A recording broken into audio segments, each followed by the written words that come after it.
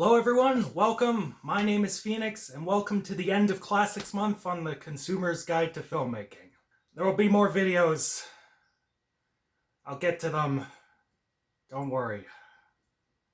Anyways, movie. Scream. 1996. Wes Craven.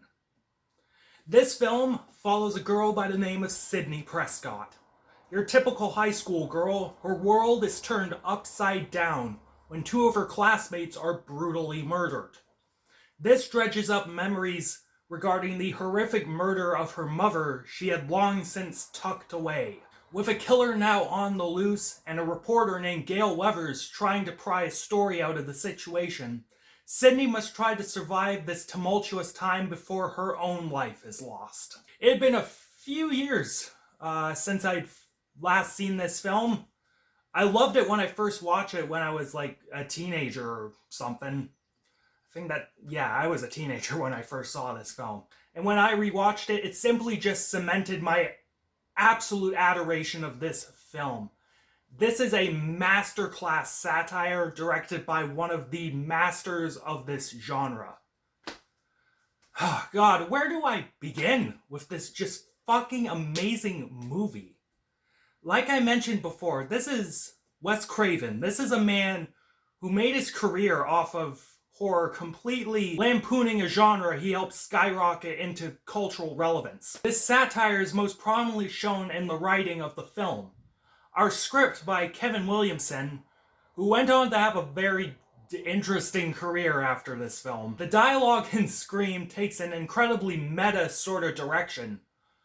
The characters all speak in movie references and writing tropes, with one character just being an active cinephile.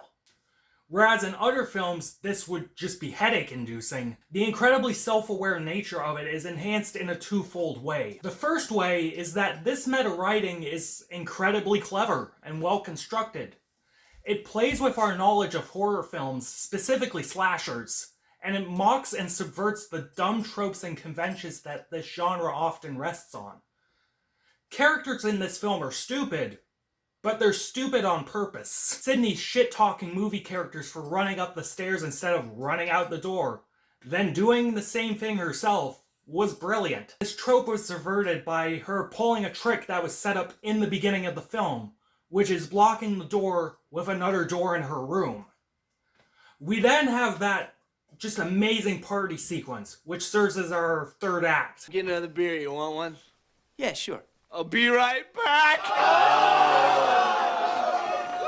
The cinephile getting uppity and yelling at Jamie Lee Curtis to turn around, then the cameraman outside watching a secret camera on delay, yelling at the cinephile to turn around when Ghostface is there.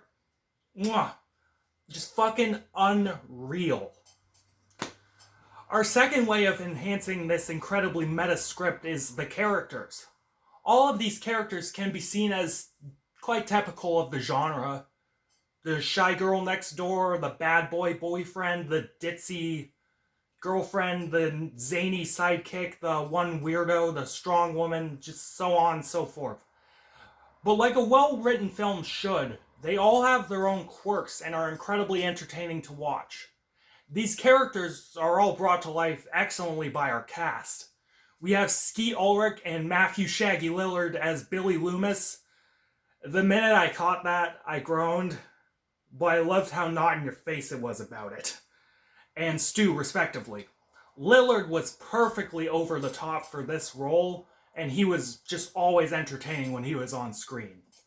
Ulrich was perfectly charming, but unsettlingly douchey in the first two acts, but when he flips that switch in the third, he is very interesting to watch. Our main character, Sidney Prescott, is portrayed excellently by Neve Campbell. The entire bathroom sequence, my God, that is genuinely emotional stuff, and she sold that perfectly. Campbell comes off as genuinely cute at points and portrays these incredibly hard emotions and pain with acumen that is above the need of this genre. Good God, this character is just so well-rounded for a slasher protagonist, and an incredibly sympathetic character. While it isn't too deep, it is enough for someone to be really engaged with it. It's a girl dogged by trauma and is regularly forced to face it, even though she isn't ready to. Gail Weathers, played in a very good performance by Courtney Cox, is hounding Sydney about her dead mother and the potentially innocent man that Sydney sent to death row. While portrayed as a vulture, we're forced as a viewer to confront that maybe Gail is onto something with this, and we grow more sympathetic of her as well. Sydney's mother's death's still incredibly raw for her, and this murder spree taking the lives of people she knows, Sydney is forced to confront this head on. And at the end, in our third act, Sydney finds out that her boyfriend Billy, who she trusted with her life and the loss of her virginity, that's a trope that's mentioned earlier in the film, we find out that Billy murdered Sydney's mom with the help of Stu. Finally having to accept the truth, Sydney develops the strength needed not only to overcome this trauma, but fight back and kill these psychos. She puts the past behind her and might have saved an innocent man from death row. The complete opposite of a helpless slasher girl, Sydney is strong, intelligent, and leads the viewer to ponder ideas of overcoming trauma and confronting your past. With Wes Craven behind the helm, this story is just immaculately constructed. The cinematography is solid with these really nice angles and really nicely blocked long takes. The entire first sequence of the film is just tension building 101 and is so well set up. The editing is just pitch perfect horror movie editing. The scares and the horror sequences are drawn out the right amount and get your blood pumping. The false scares done so tastefully that they didn't annoy me at all. The gore as well is solid, and the kills are creative. The stab wounds looked brutal and seamless, and that garage door set piece was just immaculate. But what I adored about this film was the use of sound and music, especially in the third act. The score for this film reminds me of something from Nightmare on Elm Street, but a little more modern. The lightness of the strings and pianos, the way they sit in the background and just drone, they enhance the atmosphere of the scene and really get you invested. But what I loved was the incorporation of other movie music into the film. John Carpenter's Halloween score is used for a couple sequences, but it is purely diegetic, meaning that it's being played in the environment of the film. That's because the kids are watching Halloween, but the way it is incorporated into these sequences, it just blends so well with the tone that you don't even think about it. It's just brilliant. Barring some sus ADR here and there throughout the film, this is just brilliant editing, brilliant use of sound and music, just brilliant filmmaking. God damn it. This might just be Wes Craven's masterpiece. This is a late career stroke of genius, where Craven takes his decades of experience and knowledge of this genre, and with Kevin Williamson along for the ride, he uses it to just take the piss. But he takes the piss in such a loving, respectful, and immaculately crafted way.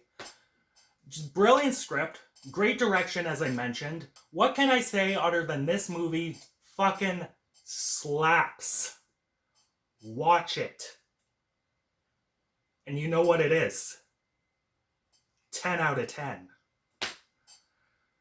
Love this film.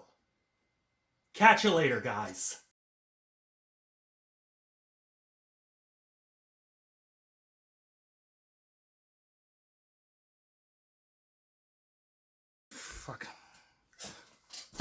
Fucking Christ, it is hot.